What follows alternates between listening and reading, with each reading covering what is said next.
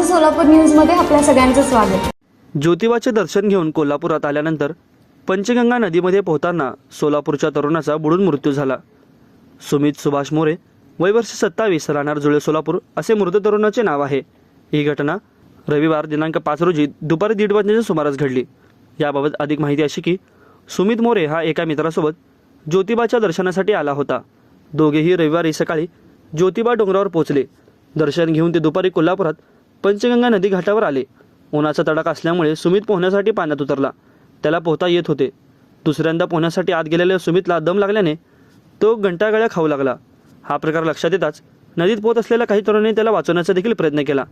बुडालेल्या सुमितला पाण्याबाहेर काढून त्याच्या पोटात गेलेले पाणी काढण्याची धडपड तरुणांनी केली। त्यानंतर बेशुद्ध अवस्थेत त्याला CPR मध्ये दाखल करण्यात आले। मात्र उपचारापूर्वीच त्याचा मृत्यू झाल्याचे डॉक्टरांनी स्पष्ट केले। डोळ्यासमोर सुमित बुडवल्याने सोबत आलेल्या मित्रांना धक्काच बसला। रात्री उशिरा उत्तरीय तपासणी करून मृतदेह नातेवाईकांच्या ताब्यात देण्यात आला। या घटनेची नोंद CPR पोलीस चौकी येथे करण्यात आले आहे।